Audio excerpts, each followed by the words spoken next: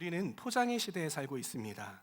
이 말은 무엇이냐면 우리가 인스타그램만 봐도 그런 것 같습니다. 인스타그램에 보면은요, 다들 여유롭게 카페에서 커피를 즐기면서 차를 즐기면서 여유롭게 있는 모습의 사진들을 올리곤 하죠.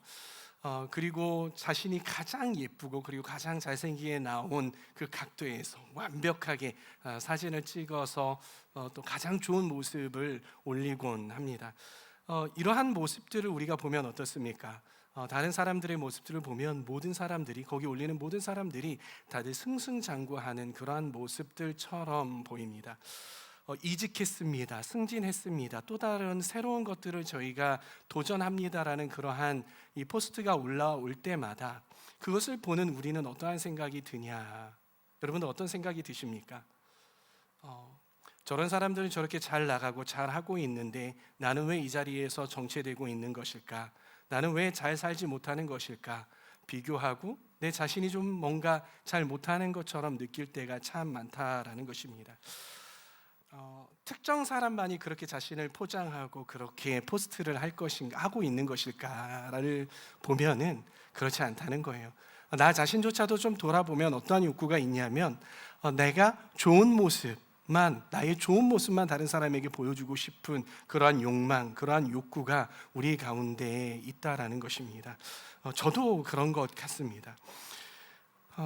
왜 그렇습니까? 왜 우리의 좋은 모습만, 그러한 것들을 골라서 포장하고 싶어 하냐라는 것입니다. 그것은 무엇이냐면 내가 좀 있어 보이고 내가 좀 괜찮은 사람인 것처럼 남들에게 보여지고 싶은 그러한 욕망 때문이라는 것이에요. 이게 어떠한 일부의 사람만 그러한 것이 아니라 우리 모두에게 그러한 욕구가 있다는 것입니다. 사실 이것은 SNS만의 문제가 아닙니다. SNS에서만 이러한 일이 일어나는 것이 아니라 바로 우리의 삶 가운데에도 이러한 문제가 일어나는 것이고요. 또 우리의 신앙생활 가운데에서도 이러한 포장하고 싶은 욕구가 일어난다는 것입니다. 이 포장하고 싶은 욕구가 이 하나님과의 관계에 들어오면, 우리의 신앙 가운데에 들어오면 어떠한 일이 벌어질까요? 오늘 본문에 보면은요, 하나님 앞에서 자신들을 포장하다가 목숨을 잃은 한 부부의 이야기가 등장합니다. 사도행전 4장 32절 말씀, 4장 32절 말씀, 우리가 읽은 본문 바로 전의 말씀에 보면은요, 이러한 말씀이 있습니다. 많은 신도가 다 한 마음과 한 뜻이 되어서 아무도 자기 소유를 자기 것이라 하지 않고 모든 것을 공동으로 사용하였다. 여러분, 이 말씀이 어떠한 말씀입니까? 초대교회는요, 자기가 번 돈, 자기의 재산들, 이러한 것들을 다 팔았습니다. 대단하지 않습니까? 다 팔아가지고 그 돈들을 어디에다 갖다 주었냐면 사도들에게 다 갖다 주었다는 거예요. 그러면 이 사도가 그 성도들의 이 재산을 정리한 것들, 또 자기가 번 것들, 월급들, 이런 것들을 다 가져다 준 것을 가지고 이 공동체 안에 있는 사람들에게 다 한 명씩 나누어 주었다는 거예요. 그런데 누구는 좀 계급이 높아서 이렇고 계급이 낮아서 이렇게 나눠준 것이 아니라 그 필요에 따라서 나누어 주었다는 것입니다. 여러분, 어떻습니까? 이 모습이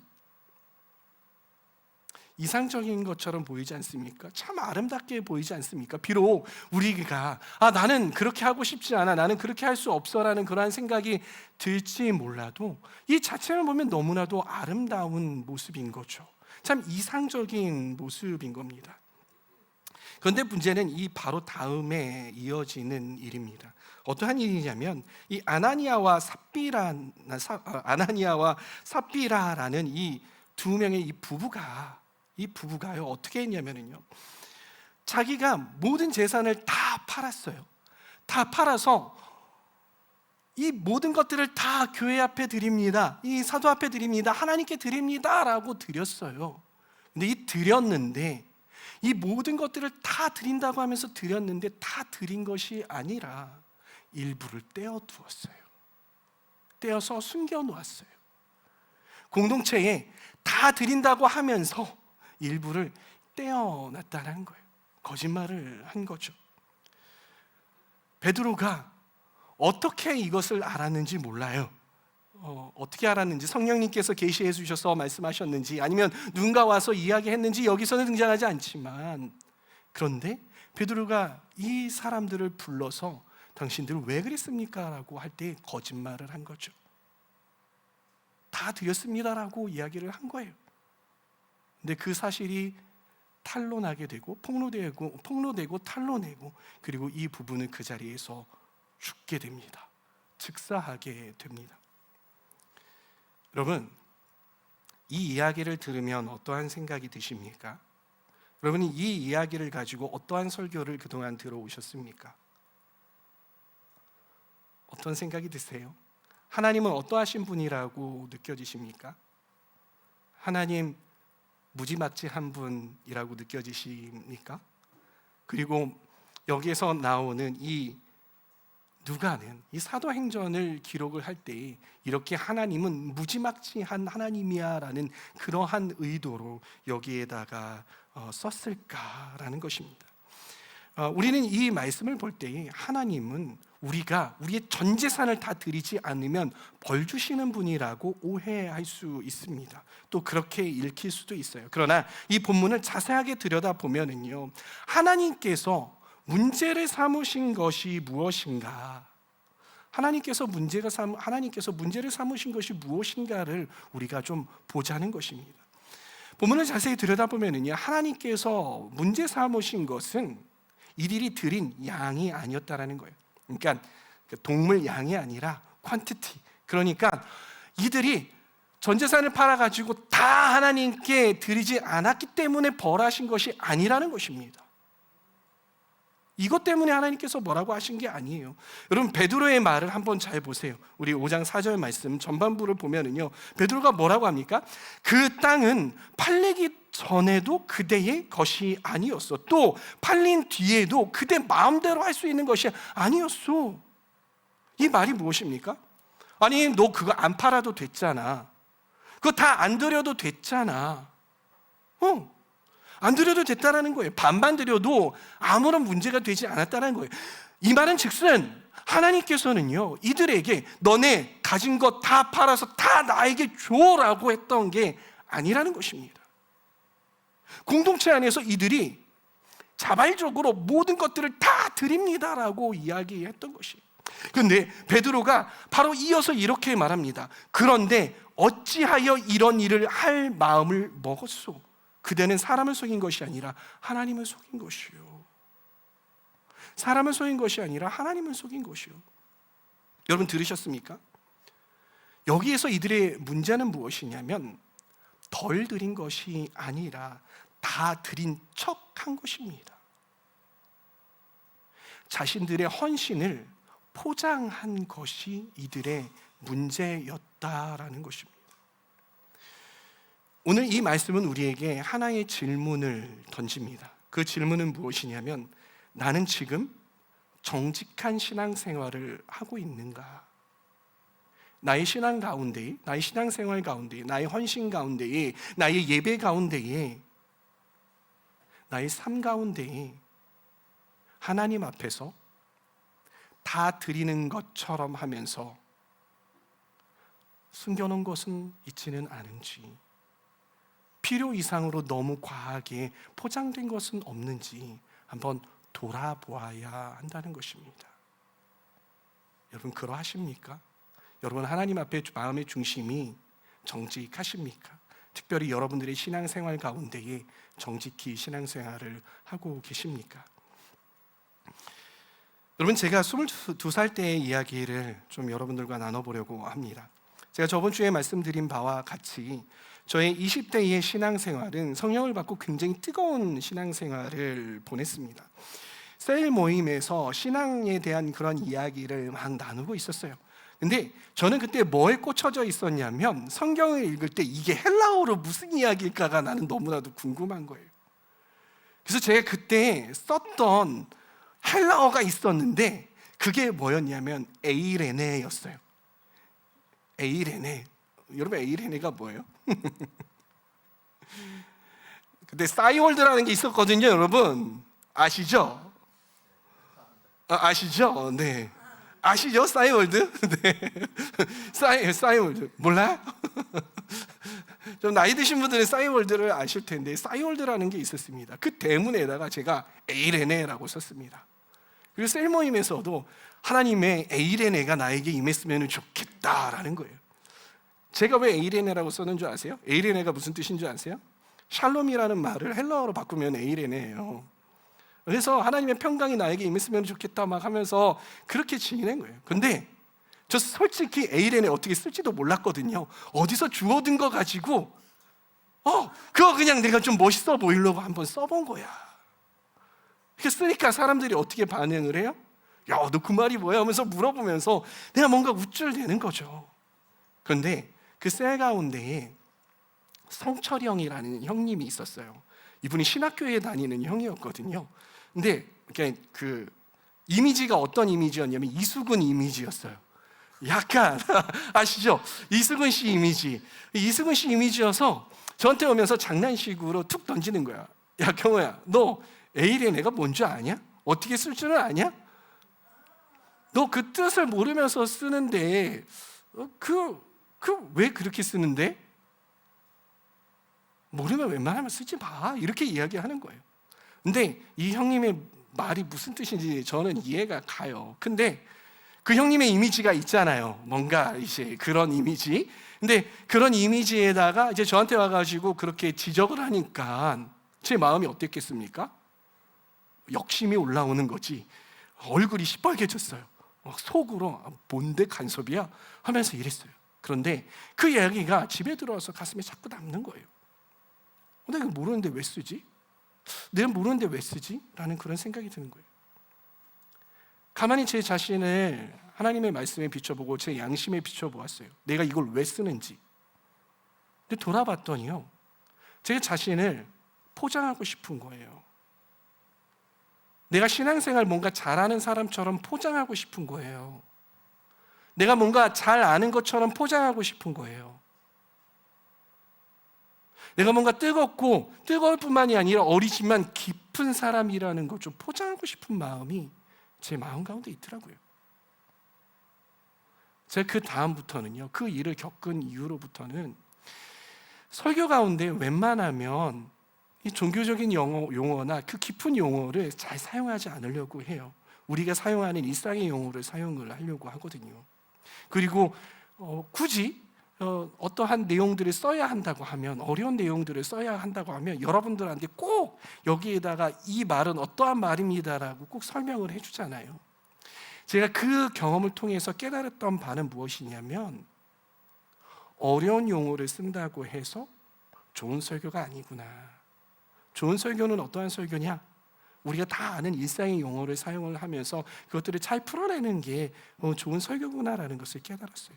그리고 더 근본적으로 제가 깨달은 바는 무엇이었냐면, 나의 안에 이렇게 내 자신을 포장하고 싶은 욕구가 있구나. 내 자신을 뭔가 성숙한 사람처럼 보이려고 하는 그런 욕구가 있구나. 이런 욕구 내려놓지 않으면 정말 큰일 나겠구나라는 그런 생각이 들더라고요. 여러분, 이게 바로요, 오늘 본문의 아나니아와 삽비라의 문제와 같은 구조라는 것입니다. 아나니아도 헌신의 문제가 아니라 바로 어떤 것이 무엇이냐면, 헌신적으로 보이고 싶었던, 포장하고 싶었던 이 그들의 욕구, 이들의 그 욕구가 문제였다라는 것입니다. 그래서 이 말씀에서 이 누가가 우리에게 말하고자 하는 진의는 무엇이냐면요, 하나님은 포장된 헌신이 아니라 정직한 마음을 받으신다라는 것입니다. 무엇을 받으신다고요? 하나님께서는 포장된 헌신이 아니라 정직한 우리의 마음, 순수한 동기를 받으신다라는 것입니다. 여러분, 이 아나니아와 삽비라의 문제가 무엇이었습니까? 앞서 말씀드렸던 바와 같이 일부를 드리면서 전부를 드린 것처럼 포장했던 이 마음이 문제였던 거예요. 이 욕구가 문제였던 것입니다. 근데 여러분, 이게 왜 이렇게 심각한 것일까요? 도대체 이게 뭐가 그렇게 심각하길래 좀 그러면 안 됩니까? 좀 잘 드리는 것처럼 나 자신을 포장하면 안 되냐라는 거예요. 그런 질문을 우리가 던질 수 있잖아요. 여러분, 누가가 이 이야기를 하필이면은 이곳 가운데에 배치한 이유를 우리가 알아야 돼요. 우리 사도행전 4장 끝에서요, 어떠한 이야기가 나온다고 그랬어요? 초대교회의 아름다운 나눔의 현장, 이러한 모습들이 나왔잖아요. 막 성도들이 자신의 것을 팔아가지고 사도들한테 가져다 주면은 막 이렇게 나누어 주고, 이 바나바라고 하는 이 요셉이라는 사람도 자기의 것을 갖다가 막 바치고 막 이렇게 했어요. 분위기가 어땠을까 한번 생각을 해보세요. 와, 바나바라는 그 요셉 있잖아, 그 사람이 전 재산을 갖다가 바쳤대. 누가 전 재산을 갖다가 바쳤대. 누가 전 재산을 갖다가 바쳤대. 아무리 그래도 막 뜨거운데, 그렇게 전 재산을 갖다가 바쳤대라는 그러한 헌신들이, 경쟁이 막 일어나지 않았겠습니까? 공동체 가운데 그런 경쟁함들이 막 살아나고 있었던 것이죠. 분위기가 어땠을까? 내가 더 많이 해야지. 내가 이 더 많이 드림으로써 이 교회에 내가 기둥이라는 것 좀 보여줬으면 좋겠다라는 그러한 욕구들이 생겨나지 않았겠습니까? 그런데요, 제가 글을 썼더라면 이 다음에 제가 누가라면 어떻게 썼을까를 한번 생각을 해봤어요. 그랬더니 어떻게 썼을까라고 생각을 해봤더니 어떠한 생각이 드냐면, 하나님의 역사는 그렇게 하나님께 헌신하고 바치고 하는 사람들에 의해서 더 커지고 더 빠르게 확산되고 더 놀랍게 교회가 세워졌더라. 그런데 이러한 부작용들은 살짝 저는 좀 치웠으면 하는 그러한 생각이 있었을 것 같았어요. 그래서 이런 일을 적지 않고 싶어 했을 그런 욕구가 제 마음 가운데 있더라고요.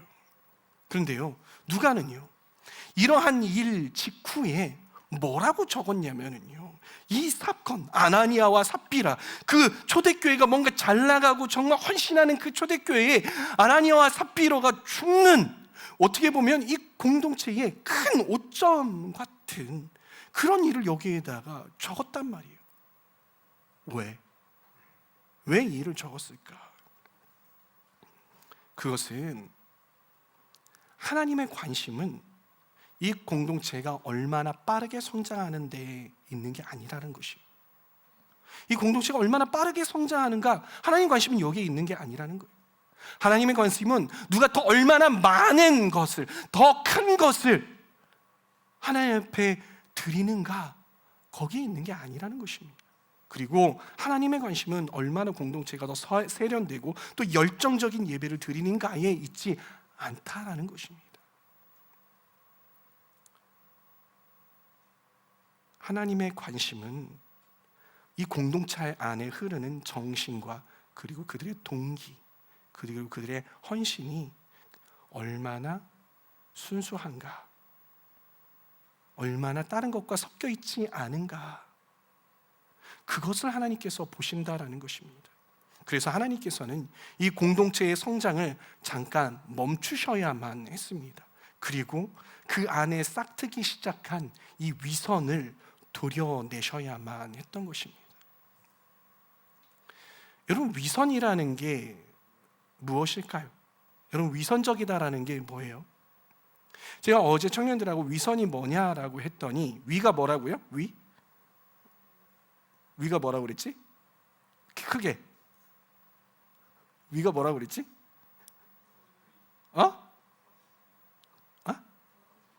거짓 위. 그리고 선은 뭐라고 했죠? 착할 선. 거짓된 착함이라는 뜻이잖아요. 이 말은, 위선이라는 것은 무엇이냐면요, 겉과 속이 다른 거예요. 겉과 속이 다른 거예요. 내 속은 썩어 문드러지고 있는데, 내 속은 그렇지 않은데, 내 속은 다 드리고 싶지 않은데 겉으로는 어떻게 해요? 다 드린 것처럼 이야기하는 거예요. 여러분, 위선 어디서 많이 보이지 않아요?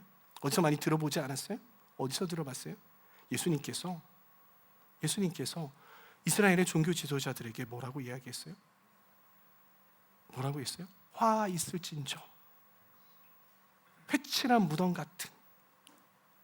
이게 뭐예요? 회칠한 무덤이 뭡니까?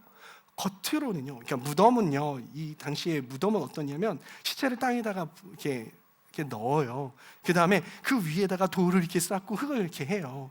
근데 그 속은 다 썩어 문드러지잖아요. 근데 이게 괜찮게 하기 위해서 하얀 석회를 바른단 말이에요.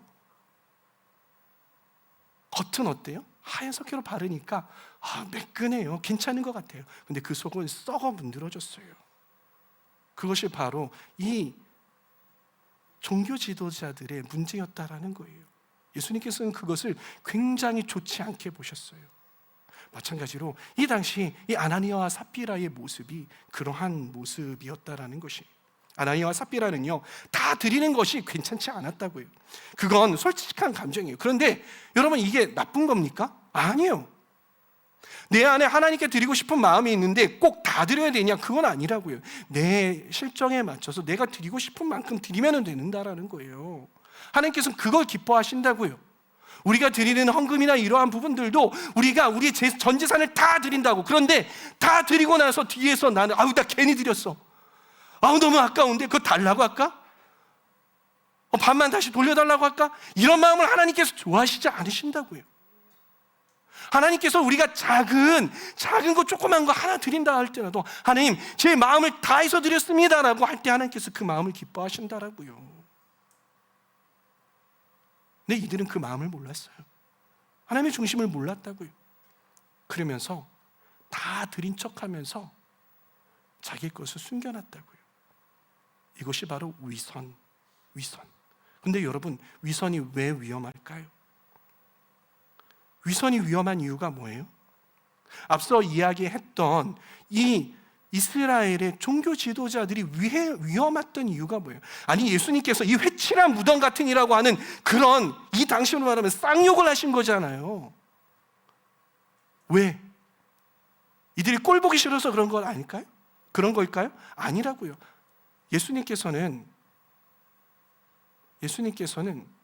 이 종교 지도자를 너무 사랑하셨어요. 변화되기를 원하셨어요. 그런데 위선적인 사람은요, 고칠 수가 없어요. 여러분, 어디가 아파요. 갑자기 폐가 너무 아픈 거야. 근데 병원을 갔어요. 의사가 너 어디 아파서 오셨어요? 라고 물어보시는 거죠. 근데 저 여기 아프고 여기 아프고 여기 아프고 눌렀을 때 참는 게 아니라 거기 아파요. 근데 여기도 아프거든요. 그러면 그 사람은 고쳐질 수 있단 말이에요. 저 괜찮아요. 안 아파요. 기침 나오는데도 그거 좀 이상한 것 같은데요? 기침 소리가 이상한. 아니요, 안 아파요. 이거 옛날부터 그런 거예요. 괜찮아요. 이런 사람 어떻게 되겠어요? 이런 사람 어떻게 되냐고요? 고치질 못해요. 1기, 2기, 3기, 4기 다 놓치고요. 나중에 이 속에 이 질병이 다 퍼진 다음에 어떻게 손 쓸 수 없을 때까지 간 다음에 온다고요. 개선의 여지가 없어요. 그렇기에 그것이 포착이 되면 빨리 고쳐야 된다라는 거예요. 이 이스라엘 공동체의 모습이 그러했다고요. 이 초대교회의 모습이 그러했다고요. 도려내지 않으면 나중에 다 갈아엎어야 돼요. 그렇기에 이 이스라엘, 이 초대교회의 이 공동체가 막 성장하다가도 지금 멈춰서 이걸 도려내지 않으면 안 되기 때문에, 그렇기에 성령님께서는, 그렇기에 하나님께서는 거기에서 멈추시고 그것들을 공동체 가운데에서 도려내셔야만 했다라는 것입니다.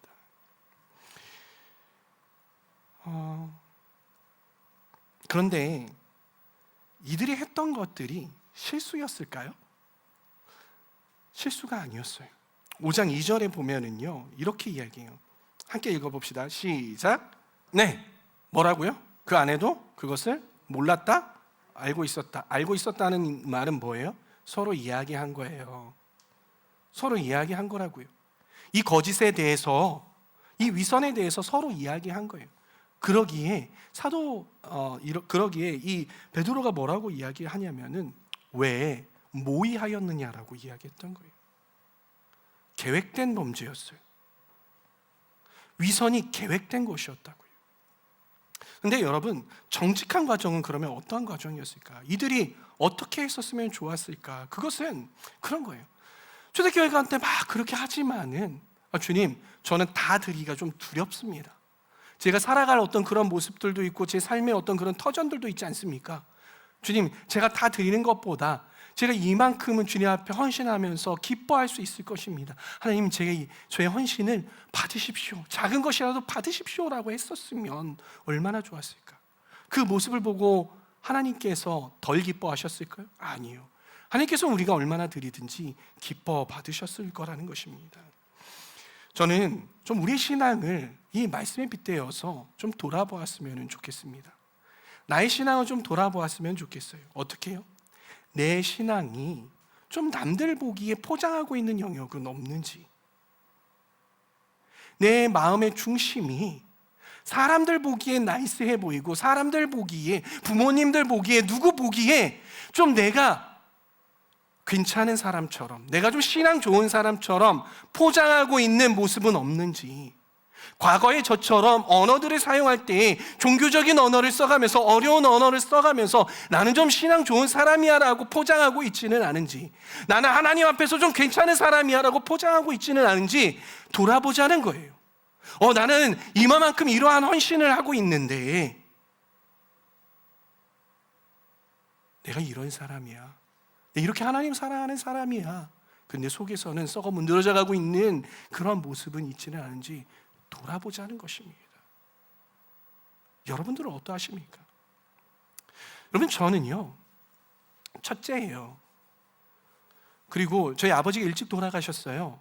그래서 어머니의 제가 눈물을 보면서 자랐어요. 어머니가 밤늦게 한쪽에서 우시면서, 힘들어서 우시면서 살아가시는 그 눈물을 이 아들들에게 들키지는 않을까라는 그러한 모습들, 그걸 보면서 자랐어요. 그러다 보니까 제 안에 뭐가 생겼냐면 착한 아이 컴플렉스가 생기더라고요.